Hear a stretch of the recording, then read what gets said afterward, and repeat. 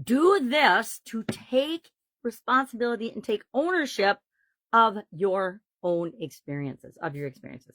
Who else can own your experiences but you? We're going to talk about that in a minute, but first, let's wrap up the SOAP framework, our framework for dealing with challenges, setbacks, obstacles, anything that I think is a problem. It works as well for goals and objectives and things that we want, as well as things that we don't want.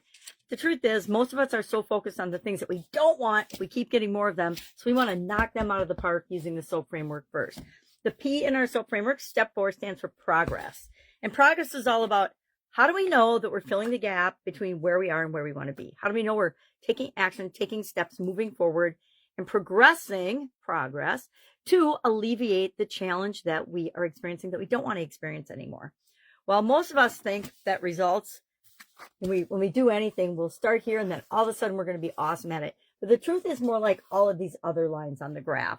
And so we want to find a way to measure whether we're progressing on the thing that we want to improve or not. I picked listening. How will I know, how will I measure if my results are improving and I'm filling the gap between being a not so awesome listener to being an awesome listener, a really good listener? I define those things. I judge whether I'm being a good listener or not. And so do the people listening to me or talking to me and having conversations with me. But how will I know? Well, there's several ways I'm going to tap into that and pay attention. Number one, I can track the number of difficult conversations I have and whether I'm taking ownership in those conversations or not, or if I'm, excuse me, if I'm using the tool we're going to talk about today, or if I am not. Only I can determine that. Only I can decide I'm going to use the tool or not. I'm going to decide to have a sip of coffee for my morning throat. So how am I going to measure that? How will I know? I journal and use my gratitude journal every day. So if I notice an increase in, or when I notice an increase in the interactions that I feel grateful for, even the bad ones, right? Even the negative interactions or something that could be considered negative, when I feel good about those because I listened and I used our tool today, then I will know with 100% certainty that I'm beginning to close that gap. Here's the thing about some of the things that we choose to improve. They might be lifelong goals for us and challenges. One of my lifelong legacy goals is to be an awesome listener and to be known for being a great listener. Why? Because I think that that is a worthwhile skill for every one of us on the planet, because it does allow us, and this isn't our tool for today, being an awesome listener, but it allows us to, number one, show support for other people, show that we understand other people and that they're worthy of our attention. I think that's the biggest underlying reason that I want to be known as a good listener, because a lot of times we're not listened to. I've been in a lot of situations and environments where I was discounted and not listened to. We all have. And so we can alleviate that by becoming a better listener, understanding, because people tell us and show us everything. They don't even realize it. And if we understand that we can observe that by listening and observing, we are light years ahead, at least from an emotional intelligence standpoint, than the vast majority of people on this planet. So what is this thing? Okay, so what we're going to do today for the SOAP framework, how are you going to know you're making progress? How are you going to measure it? And again, some things are harder to measure than others. Whether I'm a better listener or not is a pretty subjective thing. And so I'm going to look for a way today to actually measure that. Maybe once a week, I do a check-in and I summarize all the conversations where I was a great listener and I fess up to when I wasn't so good and what I could have done differently. Just a 5-minute review of the week is enough to help me know if I'm making progress or not. That's what works for me. All right. So what is this thing we want to do to take ownership of our emotions, our experiences, our feelings, our everything? It is using I statements. I don't know if you've probably been exposed to I statements because people use them all the time. Actually, excellent communicators use them all the time. We take ownership of our experiences and how we react and respond to things by using I statements. I feel blank, naming the emotion, when blank, a behavior happens because of the impact that it has on me. I should have done a card, but I didn't. I'll do it in the comments below. I'll do an I statement format with the blanks. Why is this so powerful? The only person's emotions we can actually manage and control is our own. And one of the best, most powerful things we can do in our life and to positively impact the people around us is to demonstrate that we own our emotions and that we own our ability to own our experiences, right? Nobody else is responsible for our experiences but us. Even the bad things that happen to us, we made a series of decisions to put ourselves in the position where that bad thing could be attracted to and happen to us. And that is taking radical responsibility for ourselves, our actions, our thoughts, our beliefs, and our behaviors.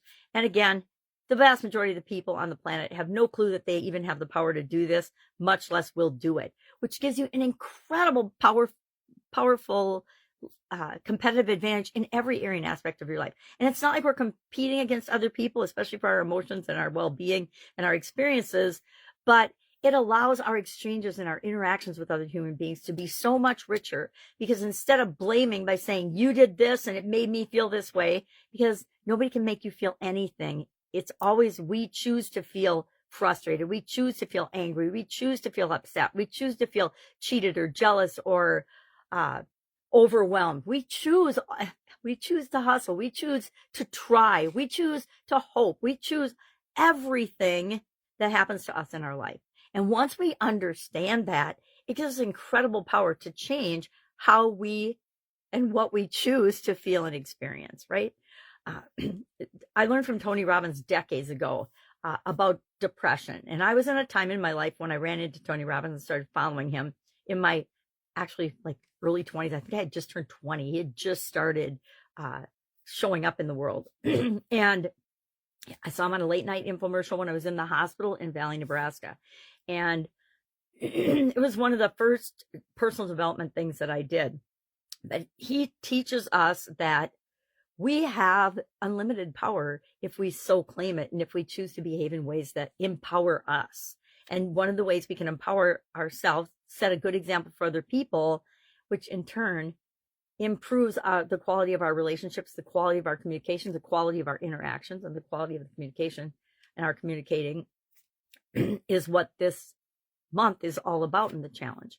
How do we improve our communication in massive ways? And this is one of those simple tools that we underestimate, so we don't always use it.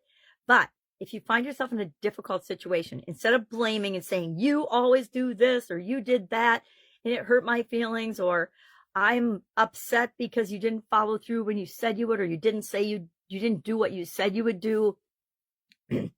Think of those times in those situations that haven't gone well, and then imagine what it would have been like if you had used an I statement.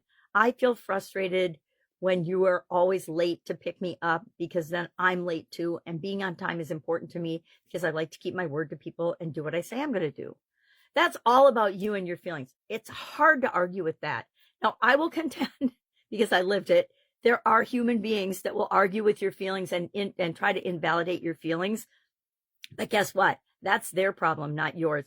We are all entitled to our own opinions, and we're entitled to our own feelings. We don't always have to share them with the world, but people can argue with that. But when they play a role in negatively impacting us because of a behavior, we have a right to call it the behavior, but to call it out in a way that doesn't accuse or blame somebody else for our own feelings, because only we can control our feelings. Nobody has the power, unless we give it away to them.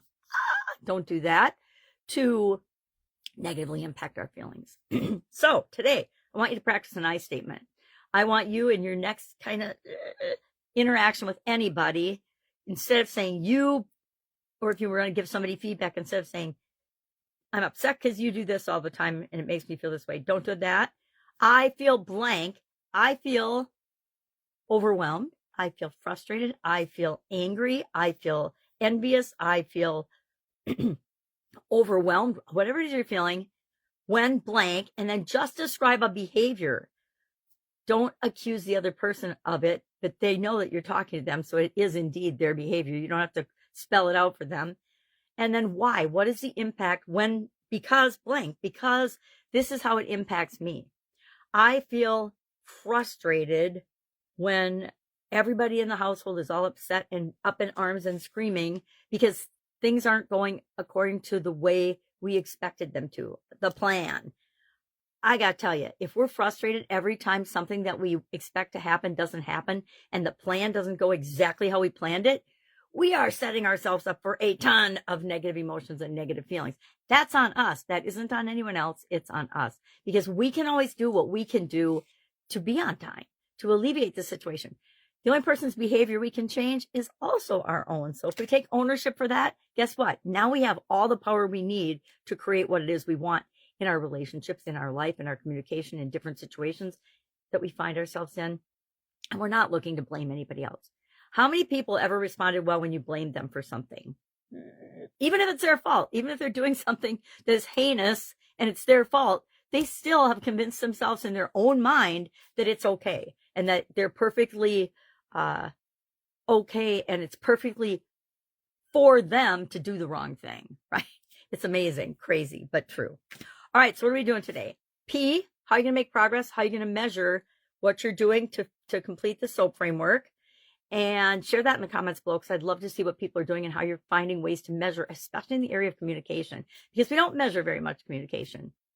Although there's a way to measure everything, even if it's just journaling or noticing if there's a change or a shift or not in the direction that you want something to go. And then share in the comments below that you did this. You tried an I statement once today. I'm going to try I statements a lot more often because it is such an incredible tool and I totally forget about them sometimes. So you've probably been exposed to them, and then ask yourself, how does it make me feel when somebody uses an I statement in a conversation instead of accusing me of something and blaming me for something? Very different. Share that in the comments below too. All right, if I can help you anyway, hit me up and ask. I need a sip of coffee. I will, of course, be with you tomorrow. Have an awesome day. I feel awesome when people use the tools that I share because it makes me feel like what I talk about matters. All about me, right? All right, have a great day, and I'll, of course, be with you tomorrow.